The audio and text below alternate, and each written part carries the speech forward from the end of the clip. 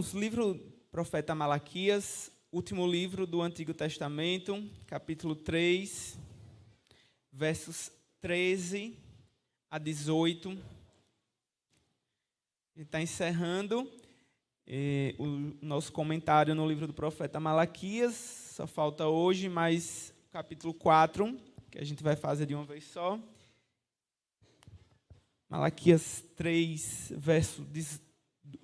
Malaquias 3, 13 a 18. Irmãos, acompanhem a leitura.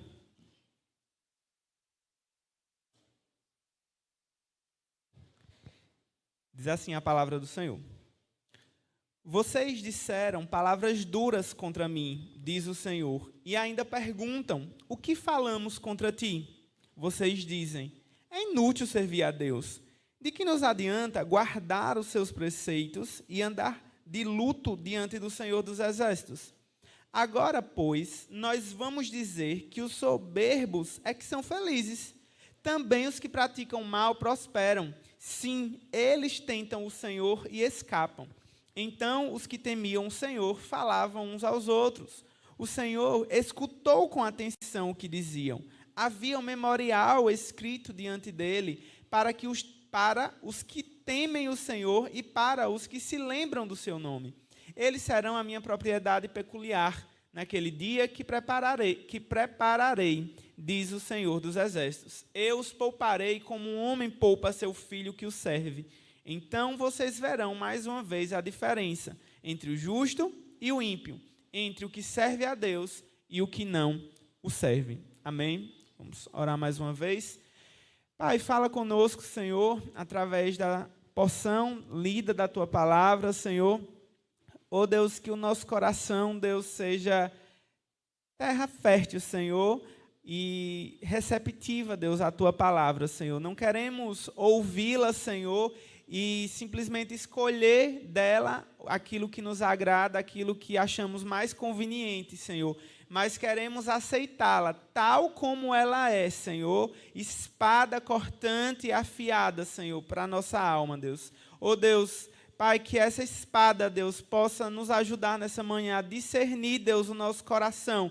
Esse coração que é tão, Pai, mas tão enganoso, Senhor, a ponto de querer enganar a nós mesmos, Senhor. Mas diante da Tua palavra, Senhor, que todo o engano dos corações caia por terra, Deus, e seja revelada, Pai, na Tua palavra, que é luz, que é lâmpada, Senhor, aquilo que o nosso íntimo, aquilo que o nosso ser, Pai, tem ocultado muitas vezes, para que, vindo à luz, Senhor, então, possamos, Senhor, tratar e possamos, Senhor, então, caminhar em santidade perante o Senhor. Em Teu nome é que nós oramos e Te agradecemos, Pai. Amém. Irmãos, nós temos falado assim de Malaquias, mas como é bem esporádico, né? Aí eu sempre repito, sempre dou uma lembrada, né, no momento histórico que Malaquias ele escreve o seu livro. Ele é escrito em um momento de espera, né? Ele é escrito depois que o templo ele foi reconstruído, o segundo templo, o templo de Ageu, o templo de Zorobabel.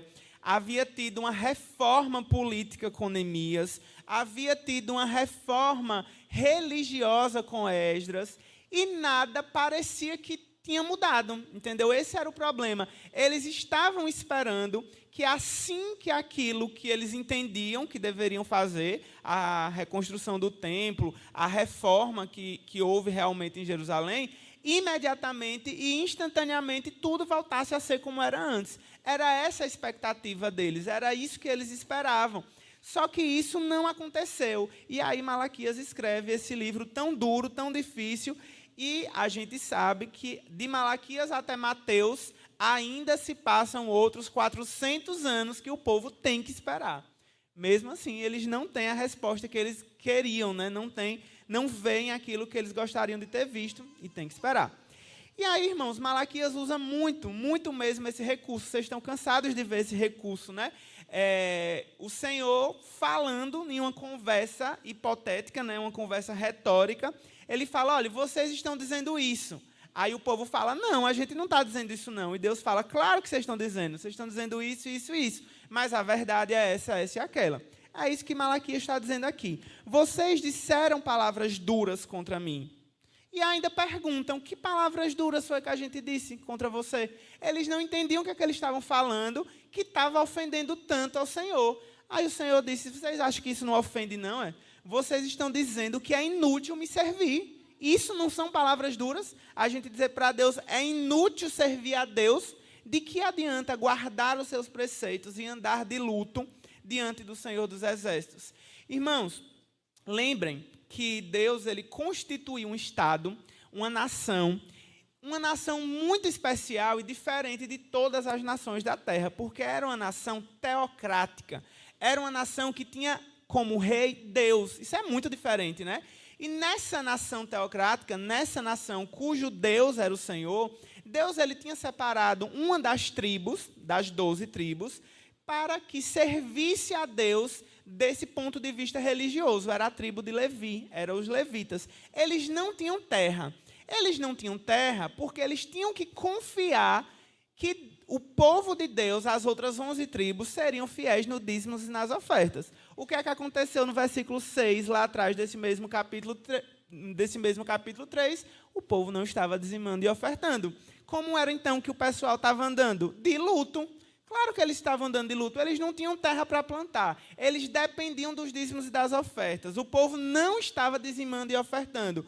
Eles estavam tristes, eles estavam arrasados, eles estavam decepcionados com Deus e dizia, olha, Senhor, é inútil te servir. O que é que adianta, afinal de contas, guardar os seus preceitos se a gente está andando de luto, a gente está com fome, a gente está passando necessidade, está difícil para a gente, né? Está muito difícil para a gente. Sabe, irmãos, Jesus ele contou uma parábola,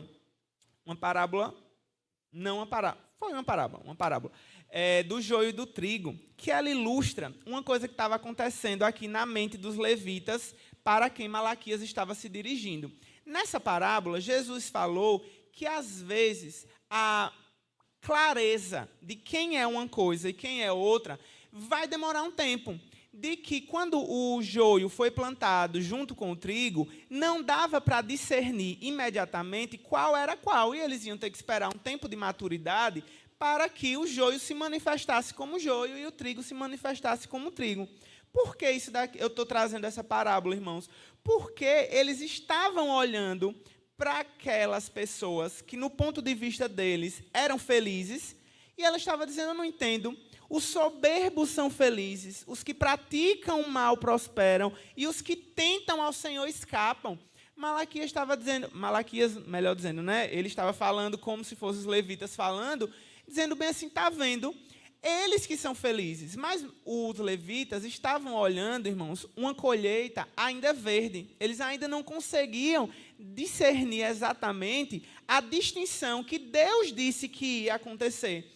Deus disse, tá aí, os soberbos é que são felizes, né? O próprio salmista passa por essa crise no Salmo 73 e ele admite que até invejava, né, os arrogantes ao ver a prosperidade deles. Estava acontecendo a mesma coisa aqui com Malaquias.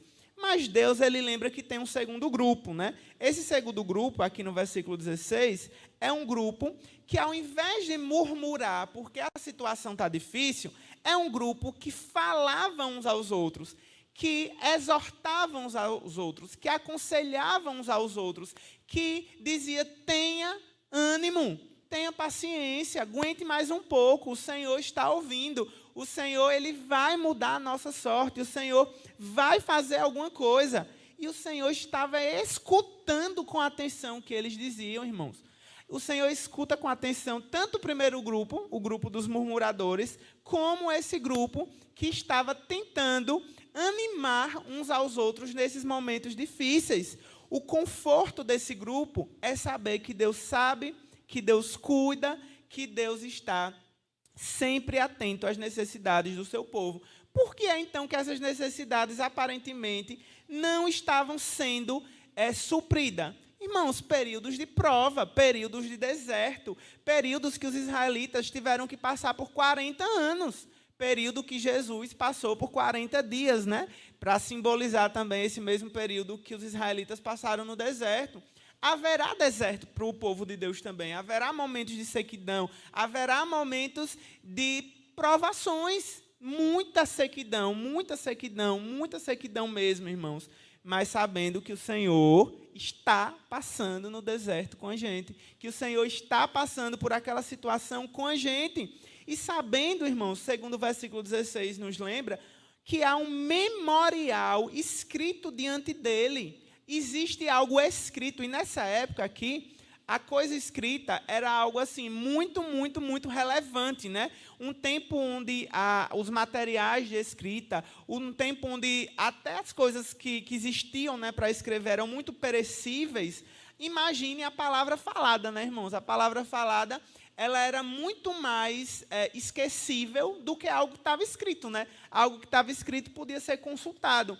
E Deus está dizendo, olha, eu tenho escrito diante de mim o nome daqueles que temem ao Senhor, daqueles que se lembram do meu nome. O Senhor tem escrito o nome, irmãos, desses que temem, desses que estão ajudando uns aos outros a passar pelos momentos difíceis, sabe? E Ele está dizendo que são essas pessoas que são a propriedade peculiar do Senhor naquele dia que preparei. E essa é a chave desse texto que a gente está meditando, irmãos. Naquele dia que preparei. Esse é o problema. As coisas ainda não estavam maduras. Esses dois grupos ainda não estavam verdes. Deus está dizendo, olha, é muito perigoso só ver o que está à sua frente, aqui e agora. Eu vejo o futuro, eu vejo a frente. Eu vejo um dia em que eu preparei, em que eu pouparei os meus, como um homem poupa seu filho que o serve. Nesse dia, irmãos, nesse dia, a diferença entre o justo e o ímpio, entre o que serve a Deus e o que não serve, será muito clara.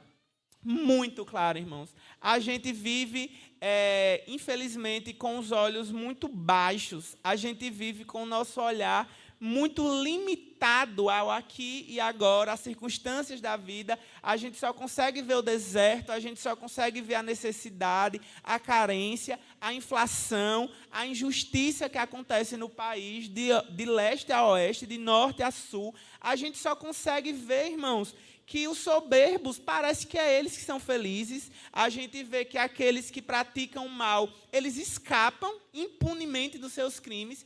E a gente pensa, será que vale a pena mesmo? A gente é muito tentado, irmãos, a estar no primeiro grupo, a murmurar, sabe? A achar que quem é feliz é quem não teme a Deus, quem não presta contas diante do Senhor. Mas, irmãos, haverá um dia, e a gente precisa viver em função desse dia, aguardando esse dia, ansiando esse dia e tendo expectativa de que nesse dia tudo vai ser como deveria ser, desde o princípio, quando o pecado entrou no mundo, irmãos.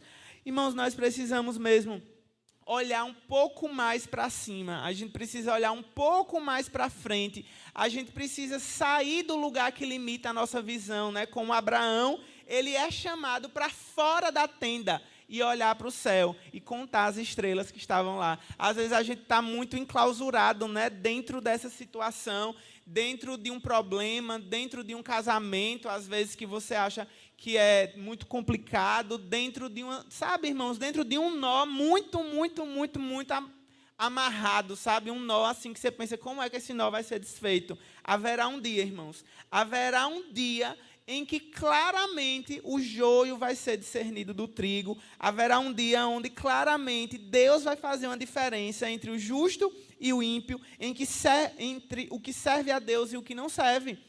E de forma tipológica, né, como a gente fala muito, de forma antecipada, a gente vê isso no Êxodo, né? Várias pragas foram enfrentadas pelos israelitas junto com os egípcios, mas quando chega especialmente na última praga, há uma distinção entre aqueles que servem a Deus, que temem a Deus, que confiam no Senhor, e aqueles que não. A gente estava até comentando ontem na programação de adolescentes, né, a gente citou esse texto, talvez, né, porque estamos nos aproximando da Páscoa e nos lembramos desses fatos ocorridos no Antigo Testamento.